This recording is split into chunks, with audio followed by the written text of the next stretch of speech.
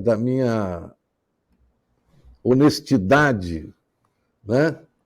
Eu nunca gostei do Woody Allen, sabe? Nunca achei ele um cara interessante, então por isso que eu não assisti. Mas você não precisa gostar da pessoa, você tem que gostar da obra. Não, da obra, nunca gostei. Eu aprendi isso. Eu nunca gostei da obra dele, você entendeu? Não achava, não via nada de interessante. Mas você trouxe esse filme, O Homem Irracional, né, de Woody Allen, eu gostaria de entender. E não só eu, todo mundo que assiste a gente e que sempre espera esse lado final do nosso programa. O tema do filme gira em torno do crime perfeito, né? Assim, quem nunca imaginou como seria executar um crime perfeito, né? O Homem Racional, ele já é um filme né, já tem algum tempo, ele é um drama de 2015, como você disse, escrito e dirigido por Woody Allen, e por isso, para mim, é uma sessão de entretenimento inteligente. Na trama, Lucas, né, que é interpretado por Joaquim Fênix, ele é um professor de filosofia, tem um certo sucesso profissional, mas é um cara depressivo e é infeliz no amor, né? Ateu, né? Não tem grandes motivos que lhe deem ânimo para viver, tem família. O professor começa um caso com uma professora também que vive um casamento falido. Então, uma das suas alunas, que é Gil, que é interpretada por Emma Stone, se apaixona pelo professor e entra nesse triângulo amoroso. Só que as coisas vão ficando mais complicadas quando o professor, né, nihilista, decide cometer um crime, que vai sendo justificado filosoficamente por ele, né, na sua mente, ao longo da narrativa, e ele não revela esse plano para ninguém. Só que esse plano vai dando sentido para a sua vida, né? Vai curando ele da melancolia que ele tem e motivando-o a colocar o assassinato em prática. Vou parar por aqui, para não dar muito spoiler. O filme tem uma trilha sonora com clássicos do jazz, né, que já também é comum nas obras do Woody Allen, né?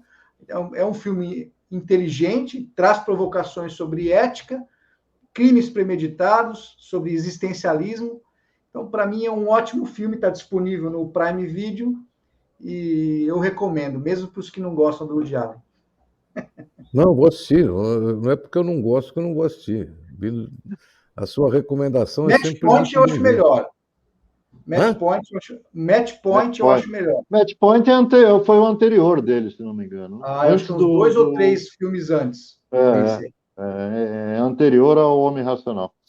Eu já sou o contrário do Jean. Eu gosto de tudo do Woody Allen, desde os livros, desde aqueles primeiros filmes mais focados no humor, até esses mais existencialistas, aí, mais filosóficos, vamos dizer assim. Eu assisti esse filme e gostei da tua dica, porque é uma boa lembrança, vale a pena assistir de novo, até pelo desempenho do Joaquim Fênix, que é sensacional. Ele consegue ir mudando o personagem do começo até o fim do filme. É muito bom, já assista. Não, eu vou assistir, aqui eu não tenho preconceito, eu gosto ou não gosto, tá certo? Como aquele seriado que vocês recomendaram, que eu estou assistindo lá da Apple, lá, o Severance. Ruptura. Eu estou assistindo. Não faz o meu gênero, mas eu estou assistindo, porque eu acho mas que... gosto é isso, né? Gosto cada um... É lógico. Gosto é igual algumas partes do corpo humano, cada um tem a sua. Ô Marcelo, então... o cara é fã do Tom Cruise e gosta do Top Gun, você acha que ele vai gostar? Eu já adorei Severance. Severance. Eu achei fantástico. Eu gosto do Matrix, né? O Nome da Rosa. É só uma provocação, Jean, é só uma provocação. Mas eu sou assim, eu sou mais fraco. Aí, né? Se todo mundo gostasse do verde, o que seria do amarelo? Tá certo. Não, desculpa eu fazer o meu comentário aqui, mas... Deixa eu me encher no seu saco só. Bom, eu vou aqui ser agora julgado, porque eu vou falar sobre isso daqui, ó. Democracia em Vertigem. O Democracia em Vertigem é um documentário que foi feito em 2019 pela Petra Costa, neta de um dos fundadores da Andrade Gutierrez, tá? E ela fez aqui um documentário que pega, teoricamente, ela fez uma mistura, né? Ela acompanha muito o Lula, traz a história do Lula lá desde o começo, até a parte que ele é eleito, depois traz Lula sendo julgado, Lula indo para a cadeia, traz a eleição de Bolsonaro e a reação que teve em 2018 e traz, basicamente, o acompanhamento da... né? Acompanha para a passo o impeachment da Dilma Rousseff, processo de votação e tudo mais. Eu fiz questão de trazer esse filme porque é um documentário, concorreu ao Oscar de 2020, né, como um documentário estrangeiro. Ela mistura um pouco as coisas, foi muito criticado por críticos de cinema, tanto da direita quanto da esquerda, mas vale a pena você fazer uma reflexão, ver com os olhos de hoje, né?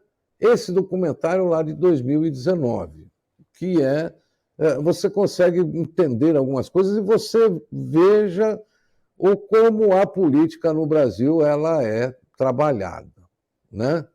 Realmente você vê que as pedaladas fiscais da Dilma perto das pedaladas do Bolsonaro eram infantis, né? Mas vale aqui a minha sugestão para quem quiser assistir, é interessante, é um documentário bastante, não vou dizer atual, mas ele se transporta para os dias de hoje, ok? É isso daí, era a minha sugestão aí de dica cultural, mas para fazer uma apimentada. Desculpa, eu estava, inclusive, não consegui fazer a lição de casa e assistir. Não, eu estou para assistir esse documentário há muito tempo, mas não sei, nunca, sabe quando não rola? Mas eu vou dar uma palmatória aqui, vou assistir até para dar depois dar minha visão sobre o documentário para vocês, Jean. É um documentário. Fala, Julião. Não, eu só, em relação a esse filme, eu também não vi esse documentário, nunca me senti atraído para assistir também, que nem o Marcelo, sei que deveria ter assistido, mas essa imagem do pôster aí do filme, ela foi uma imagem que me assustou muito, não sei se vocês lembram, essa imagem é aquela que essa esplanada em frente ao Congresso aí estava dividida com tapumes, né? E aquela cena, eu me lembro que na época, foi logo depois da eleição do Bolsonaro, se não me engano, ou perto da eleição, dividindo ali os prós e os contras, me assustou muito. Eu falei, meu Deus do céu, para onde que a gente está indo? Estamos indo para um conflito, realmente uma coisa armada, uma coisa feia, né? Uma coisa que nunca, quer dizer, já se viu no Brasil em outros tempos, né? Mas, felizmente, para nós, não aconteceu nada do que a gente imaginava que fosse acontecer em termos de confronto aí físico, esse tipo de coisa, né? Até porque, se a gente fizesse isso aí hoje, esse tipo de foto estaria defasado dos dois lados, né? Quem iria hoje nesse tipo de manifestação? Então, eu acho que o Bolsonaro chegou, como eu disse aqui no comentário inicial, ele chegou com aquela força toda, eu sou isso, eu sou aquilo, eu vou fazer isso, eu vou fazer aquilo, não fez nada. As pesquisas estão aí mostrando em todos os segmentos aí que ele está desacreditado. E a gente espera que essa eleição transcorra aí em paz e que realmente que venha o próximo. Eu também, todo mundo sabe, a gente já falou aqui, eu não sou fã nem do PT nem do Lula, mas eu vou repetir aquela frase também que eu já disse aqui, que o Lula é indesejável, mas o Bolsonaro não tem condições. Nesse filme aqui, nesse documentário, você, pelo menos uma coisa fica muito claro, né? Dá para entender que essa Petra Costa é petista, dá para entender claramente, né? Mas uma coisa que você tem que ressaltar: o Lula aceitou o resultado numa boa. Quer dizer, numa boa, ele fez A aquele. própria Dilma, já, a própria Dilma. A própria Dilma. Ela saiu, pegou as coisas dela e foi embora. Pegou os trem dela e foi embora, sem problema nenhum institucional, sem problema nenhum. Então, nesse ponto, a gente não pode falar nada. Não houve nenhuma agitação institucional, tanto no período da prisão do Lula, como do impeachment da Dilma. Não. Nenhum. Não. Não, e se houve interferência, a gente não ficamos sabendo de nenhuma grave, Não, né? não. Trocar 5 vezes o delegado, o diretor da É. PF, não ouvimos também. Não. Não, foi assim, foi democrático, né? Ambos foram muito democráticos, bem diferente do que a gente está vendo hoje. Mas, Júlio, eu deixei o teu para o final, porque esse livro você pegou ele fantástico. Esse livro o filme é bom, mas o livro é muito melhor, né? Não tenha dúvida disso. Não tenha dúvida disso. E o próprio autor, né, do Auto da Compadecida, o Ariano Suassuna, ele define essa obra como uma história altamente moral, como o Marcelo chegou a citar um pouco antes, né? E um apelo à misericórdia, né? Que a gente já falou aqui, né, sobre compaixão. Nós já falamos um programa inteiro aqui sobre compaixão. E essa definição eu gostei dela, tanto que eu vou abrir aqui meu comentário com ela. Uma obra, ele define a sua obra como uma história altamente moral e um apelo à misericórdia, né? Bom, originalmente o livro é uma peça de teatro, né? Que foi escrita com base em romances populares do Nordeste e com uma clara inspiração aí no alto medieval, né? Ibérico, né? Do português Gil Vicente, que foi o autor do Alto da Barca do Inferno, né? Em que a situação final é bastante semelhante nos dois autos, né? O Alto da Compadecida foi escrito em 1955, é uma peça dividida em 3 atos que foi encenada pela primeira vez em 1956, no Teatro Santa Isabel, no Recife, né, em Pernambuco. E foi uma das primeiras produções teatrais a levar para o palco uma tradição popular. A história é bastante conhecida de todo mundo, né? Ela se passa no sertão nordestino, né? Na cidade de Itaperoá, tendo como foco aí os 2 amigos, né? O Chicó e o João Grilo, né? 2 amigos bastante pobres, miseráveis mesmo, né? Que estão sempre procurando uma forma aí de matar a fome, vamos dizer assim, né? Acontece aí que o João Grilo ele tem uma inteligência acima do normal, né? Mas usa somente para dar golpes, né? Para trambiques, né? Tentando tirar alguma vantagem sobre os fazendeiros ali mais poderosos, o pessoal do comércio que quer explorar os mais pobres, né? Eu não vou contar a história, porque eu tenho certeza que muita gente não conhece, mas no decorrer dessa trama, a gente se depara aí com um inusitado testamento, né? De uma cachorrinha, né? Da mulher do padeiro. A gente se depara com o amor do Chicó, né? Pela filha do coronel, né? O homem mais rico da cidade, né? A gente se depara com a ganância do padre e do bispo, né? Que quando sabem que a cachorrinha tem uma herança, resolvem mudar de opinião e enterrar o cachorro dentro dos cânones aí da igreja, né? E uma divertida também invasão de cangaceiros, né? Quando está essa confusão toda do enterro do cachorro, a cidade é invadida por um bando de cangaceiros.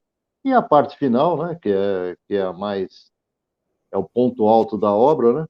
É quando João Grilo ele apela para Nossa Senhora como advogada para todos não irem para o inferno, né? Eu não falei aqui, mas quando tem essa invasão dos cangaceiros, morre todo mundo, né? Bom, Os personagens aí, a gente pode destacar o palhaço. O palhaço, na verdade, é uma tradição medieval aí do narrador, né? O narrador da obra é um palhaço que tudo indica que seja o próprio Ariano narrando a sua obra, né? O João Grilo, que é conhecido aí pela sua esperteza, né? O Chicó, que é o amigo do João Grilo, é um sujeito meio tapado, vamos dizer assim, inofensivo, mas é extremamente criativo, né? E mentiroso, né? Porque ele inventa histórias fantásticas aí, né? Tem o padre, que cuida da igreja, né? Que junto com o bispo aí fazem esse acordo para enterrar a cachorrinha de olho no testamento, né? Tem o bispo, como eu já disse, que também é um sujeito arrogante, egoísta, interesseiro, né? Tem a Dora, que é a esposa do padeiro, que tem fama na cidade de ser uma mulher leviana, né? Tem o dono da padaria, que é o patrão dos dois, né? Do João Grilo e do Chicó. Tem o Severino de Aracaju, que é o cangaceiro que invadiu a cidade, né? Com seus cabras, né?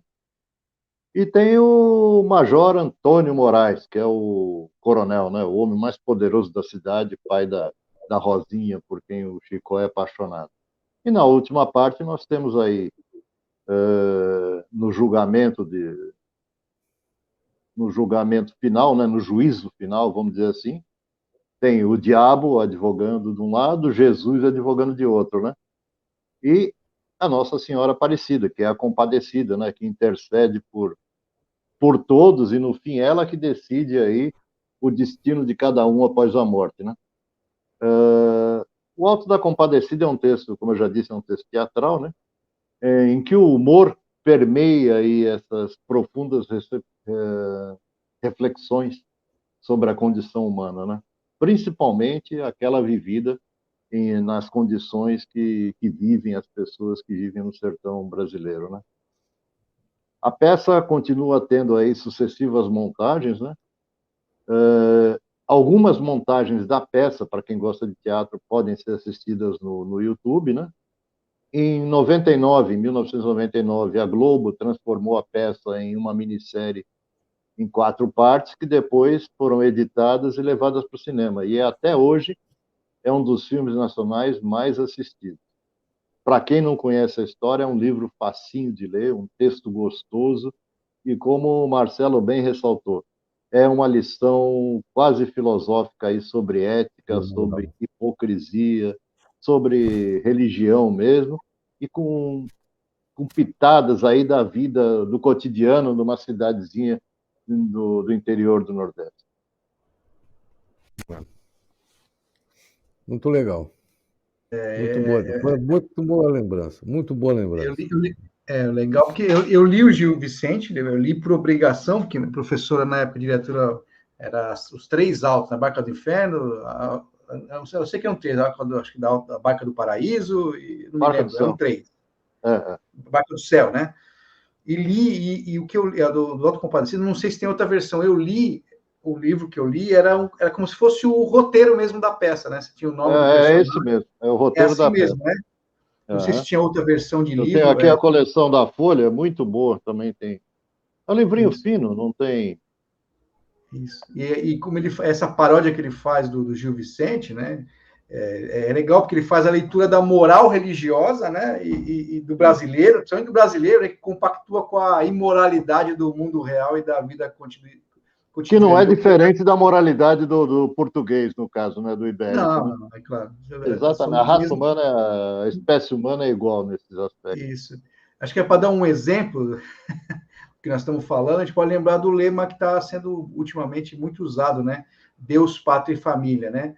Quer dizer, e dos problemas éticos do chamado homem de bem, ou seja, dos moralistas aí, né? Mas que tem amante, defende cancelamento de CPF, se envolve em desvio de dinheiro público, aplaude torturador e miliciano, mas é cristão. Por aí vai, né? Marcelo, só por curiosidade, bom, 2 curiosidades. Primeira, na época de escola eu dirigi o Alto da Barca do Inferno. Eu gosto muito, é um texto muito divertido. E nos 2 textos, tanto do Gil Vicente como do Ariano Suassuna, quem vai para o inferno são o quê? O padre, não vou estragar aqui, são os moralistas, é o padre e o bispo, entendeu? E o pior deles, o cangaceiro vai, acho que é o único que vai para o céu direto, que nem passa pelo purgatório. Isso. Por quê? Porque ele era uma vítima daquela situação que ele viu a família dele morrendo, aquelas histórias do sertão que a gente conhece, né? Então a senhora Aparecida lá só livra a cara mesmo do Severino. E do João Grilo, né? Que volta, tem uma nova chance na vida. Né? Bom, quem tiver preguiça, vale a pena ver o filme ou a minissérie. Se bem que eles põem um pouco de molho a mais, talvez por causa do tempo, né? Eles põem umas historinhas paralelas ali, mas não tira a beleza do livro e o elenco é sensacional. Todo o elenco escolhido a dedo. Na época Globo tinha aquele plantel de atores fantásticos, né? E todos eles participam. Sensacional. Não, sem desmerecer, não. O filme também é legal, a produção da Globo é muito boa. Não, sim. É que o livro é muito legal, é fácil de ler, é muito marcante as coisas, assim, né? E o Suassuna é sempre com aquele sarcasmo, né, que ele tem nessas histórias dele, né? Ele sempre foi muito sarcástico, né? Bom, gente, nós terminamos o nosso programa de hoje. Acabamos aí, tivemos aí um programa bastante dinâmico, com muitos assuntos. Foi muito legal. Eu quero agradecer àqueles que nos acompanharam, aqueles que vão nos acompanhar nos cortes, né? Agradecer a Bia, que está lá no Dark Room. Agradecer. Não tem aquele negócio de estrelinha, já? Como é que estamos aí? Está chegando muita estrelinha. Tem estrelinha. Eu acho que hoje a gente perdeu uma estrelinha, mas tudo bem. Tem problema. A gente perde uma estrela, mas ganha uma constelação.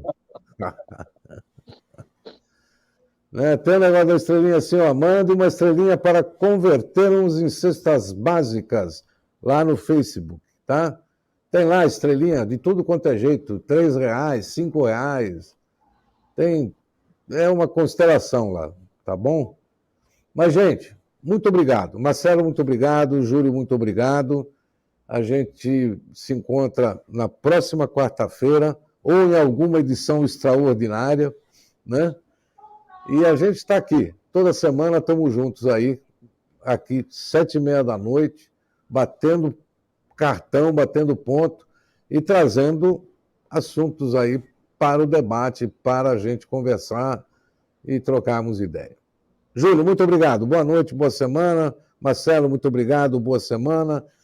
E estamos juntos.